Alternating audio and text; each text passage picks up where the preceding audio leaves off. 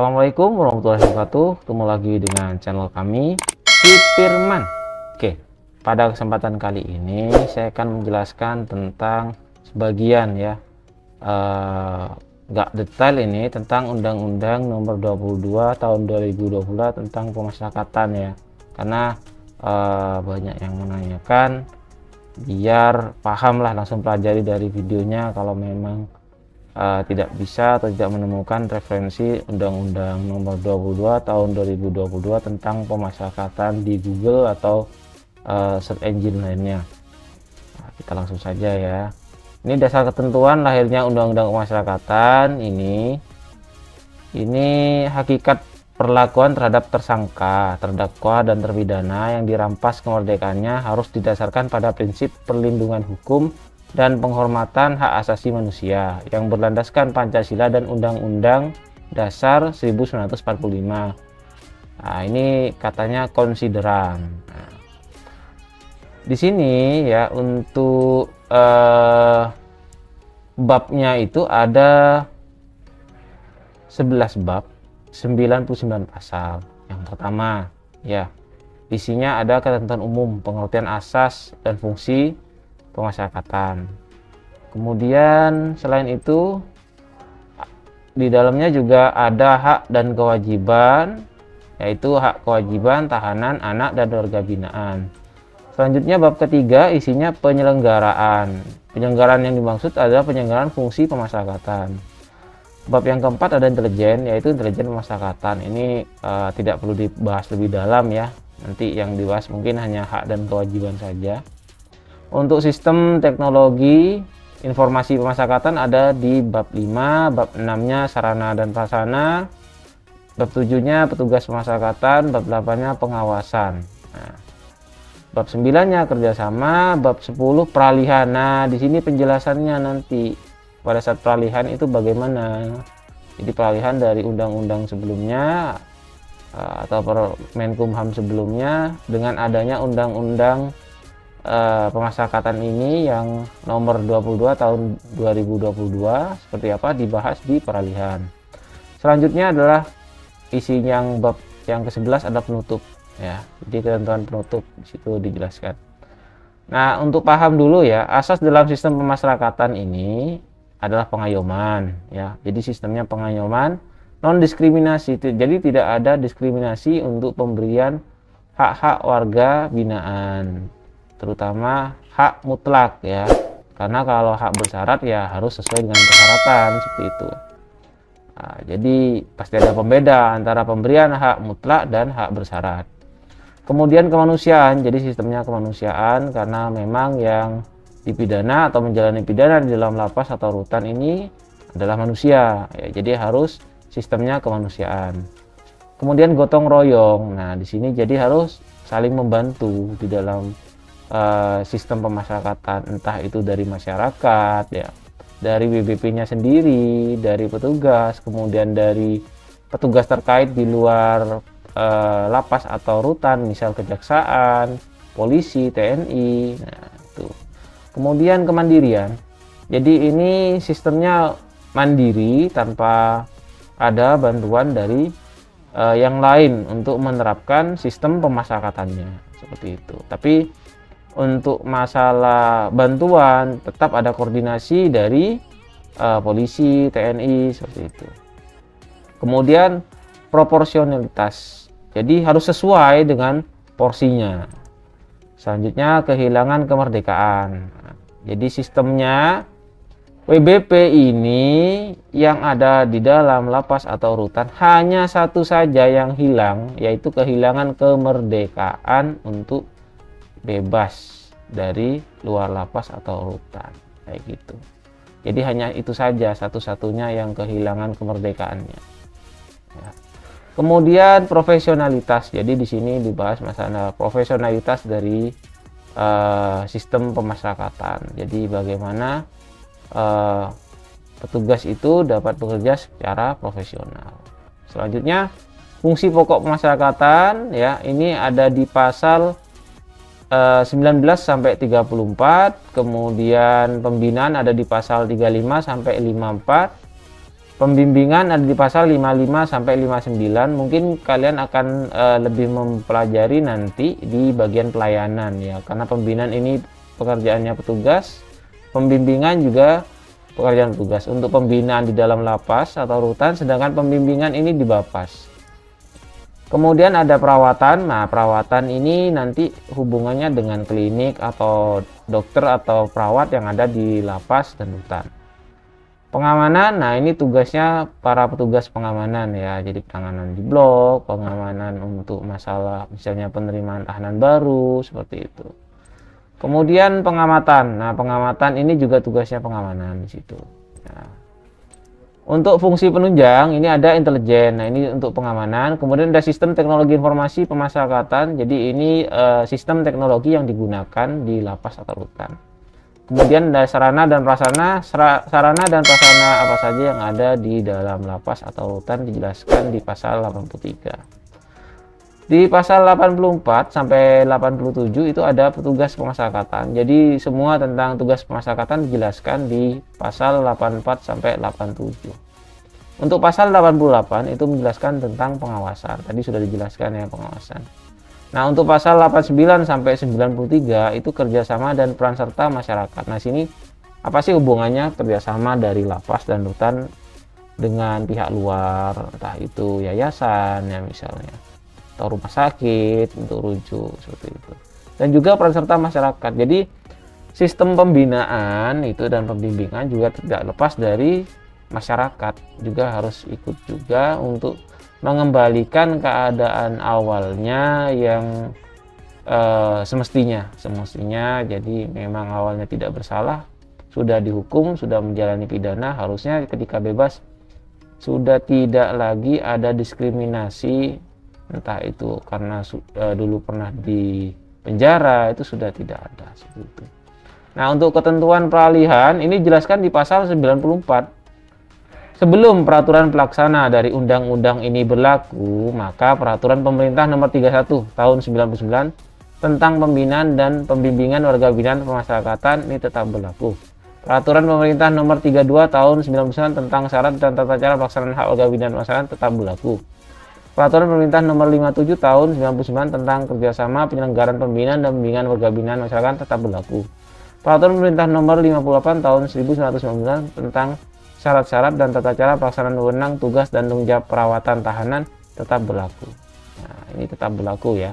Kemudian di pasal 95, pada saat peraturan presiden mengenai kementerian dan atau lembaga ini belum berlaku, maka fungsi pemasyarakatan tetap dilaksanakan berdasarkan peraturan presiden nomor 44 tahun 2015 tentang Kementerian Hukum dan Hak Asasi Manusia. Seperti itu. Kemudian ada ketentuan penutup di situ. Pada saat undang-undang ini dimulai berlaku, semua peraturan perundang-undangan yang merupakan peraturan pelaksana pada Undang-Undang Nomor 12 Tahun 1995 tentang pemasyarakatan dinyatakan masih tetap berlaku sepanjang tidak bertentangan dengan ketentuan undang-undang ini. Jadi semua peraturan ya, jika itu tidak ya bertentangan dengan Undang-Undang Pemasyarakatan Nomor 22 tahun 2022 ini, maka tetap berlaku seperti itu. Kemudian pada ketentuan pasal 97 tentang penutup, pada saat undang-undang ini mulai berlaku, Undang-Undang Nomor 12 tahun 1995 tentang pemasyarakatan dicabut dan dinyatakan tidak berlaku. Jadi karena ini adalah update dari Undang-Undang Pemasyarakatan ini ya, Undang-Undang Nomor 12 tahun 1995 diganti dengan Undang-Undang Nomor 22 tahun 2022 seperti itu. Untuk ketentuan di pasal 98, peraturan pelaksana dari undang-undang ini harus ditetapkan paling lama 1 tahun terhitung sejak undang-undang ini diundangkan. 1 tahun ya, 1 tahun dari undang pemasyarakatan ini ditetapkan itu harus ditetapkan paling lama jangka waktunya 1 tahun ya. Kemudian undang-undang ini mulai berlaku pada tanggal diundangkan. Jadi di saat ditandatangani, kalau tidak salah kemarin 6 Agustus itu ya. Agar setiap orang yang mengetahui memerintahkan pengundang pengundangan undang-undang ini dengan menempatkan dalam lembaran negara Republik Indonesia. Nah, itu ya. Nah, sekarang kita bahas isinya sekarang. Ada hak dasar ya. Nah, hak dasar untuk narapidana di sini ya, yang mutlak di situ menjalankan ibadah ini ya. Jadi mutlak, tidak ada syarat apapun, diperbolehkan menjalankan ibadah. Mendapatkan perawatan ya, baik jasmani maupun rohani. Mendapatkan pendidikan, pengajaran, dan kegiatan rekreasional, serta kesempatan mengembangkan potensi. Kemudian mendapatkan pelayanan kesehatan dan makanan yang layak sesuai dengan kebutuhan gizi. Itu hak mutlak ya. Mendapatkan layanan informasi, ini juga hak mutlak. Ini sudah ada sebenarnya di peraturan-peraturan sebelumnya, cuma di sini dituangkan kembali ya, yang baik-baik di Undang-Undang Dasar, di Undang-Undang Nomor 22 Tahun 2022 tentang pemasyarakatan. Jadi di sini diundang-undangkan lagi ya, yang terbaik diundangkan lagi. Kemudian mendapatkan penyuluhan hukum juga ini sudah ada. Menyampaikan pengaduan ini juga sudah pernah saya jelaskan berdasarkan Permenkumham. Mendapatkan bahan bacaan dan mengikuti siaran media massa ini juga sama. Mendapatkan perlakuan secara manusiawi dan dilindungi dari tindakan penyiksaan, eksploitasi ini juga sama. Mendapatkan jaminan keselamatan kerja, upah atau premi hasil kerja ini sudah. Mendapatkan pelayanan sosial juga sudah ada. Menerima atau menolak kunjungan keluarga, advokat, pendamping, dan masyarakat ini juga sudah ada di peraturan sebelumnya. Nah, selanjutnya hak bersyarat. Nah, ini yang ditunggu-tunggu. Pasal 10, mungkin ini akan jadi pasal yang akan diingat di bagian hak bersyarat ya. Jadi kemungkinan nanti yang remisi pasti akan ingat pasal 10. Asimilasi pasti ingat pasal 10. Cuti mengunjungi atau dikunjungi keluarga mungkin ini belum ada ya. Kalau cuti dikunjungi keluarga setahu saya di peraturan sebelumnya. Tapi kalau cuti mengunjungi keluarga ini ada. CMK istilahnya. Kemudian ada cuti bersyarat. Nah, cuti bersyarat ini ada ya di peraturan sebelumnya. Cuti menjelang bebas ada juga. Pembebasan bersyarat ada juga. Hak-hak lain sesuai dengan ketentuan peraturan perundang-undangan. Nah, ini salah satunya misal pemilihan umum seperti itu. Ini sudah ada di peraturan sebelumnya. Nah, cuma di sini ada tambahan syarat-syarat hak bersyarat. Ini yang pertama berkelakuan baik, aktif mengikuti program pembinaan, telah menunjukkan penurunan tingkat resiko. Nah, ini diingat ya. Jadi jika kalian ya menginginkan keluarganya mendapatkan yang tadi itu ya, ingin mendapatkan remisi, asimilasi, cuti mengunjungi atau dikunjungi keluarga, cuti bersyarat, cuti menjelang bebas, pembebasan bersyarat, dan hak-hak lainnya, jadi harus berkelakuan baik, aktif mengikuti program pembinaan, dan telah menunjukkan penurunan tingkat risiko. Di sini tertuang semua nanti di SPPN, wali pemasyarakatan yang akan dinilai. Nah, apa itu wali pemasyarakatan, apa itu SPPN, sudah saya jelaskan di video saya sebelumnya, silahkan dipelajari.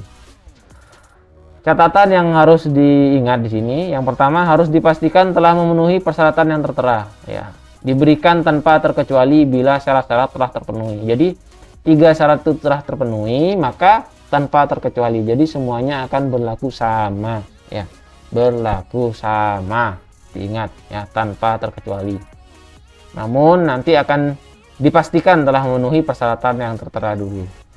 Selanjutnya aktif mengikuti program pembinaan. Nah, ini hati-hati untuk narapidana yang masih berada di rutan, karena di rutan tidak ada program pembinaan.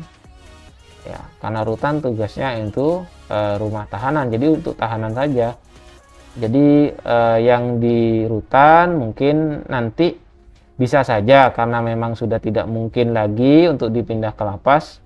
Ada program pembinaan di rutan atau penilaiannya itu ada tersendiri untuk program pembinaan, karena untuk SPPN harus ada nilai pembinaan. Mungkin sholatnya ya bisa dinilai, untuk rutan pasti sama, ada yang sholat atau ibadah ya kalau di agama lain. Kemudian menunjukkan penurunan resiko. Nah, ini SPPN sistemnya. Penilaiannya semua SPPN, ada di SPPN semua.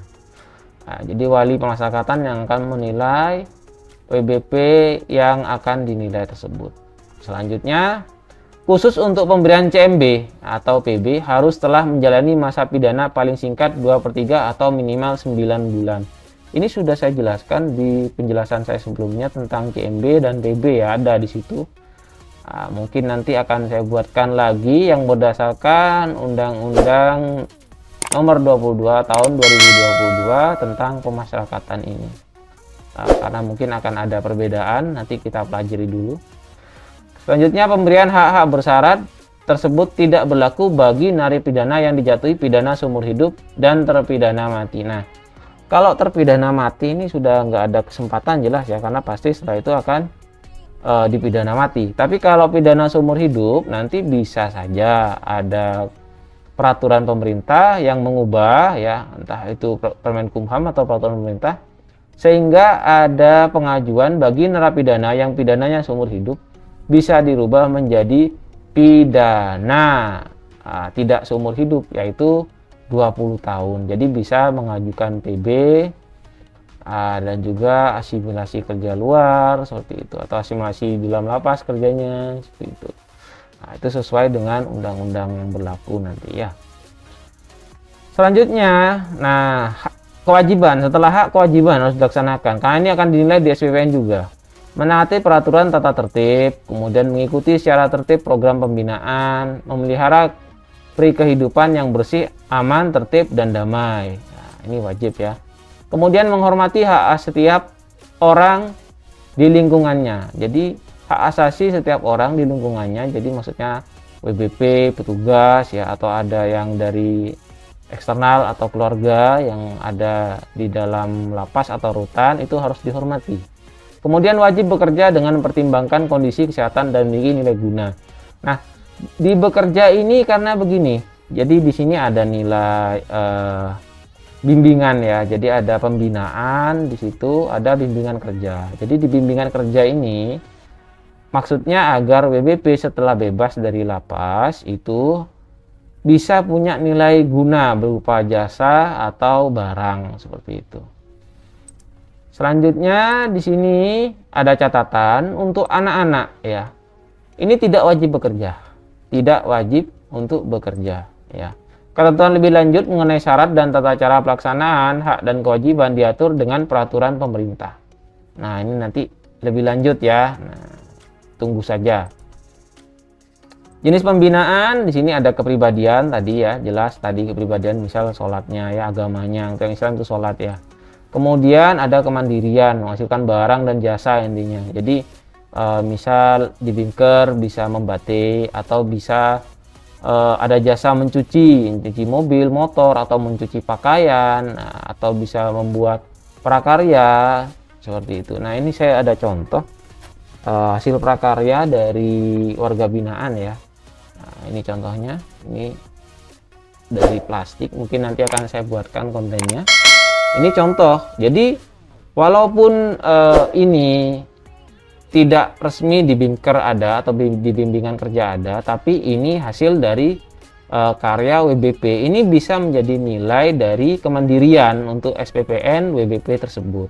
Nah, jadi bagi kalian yang punya keluarga yang ternyata sebagai WBP di lapas atau rutan, sebaiknya diberikan penjelasan tentang ini. Selain mungkin dari kami, biasanya pasti akan mensosialisasikan hal tersebut.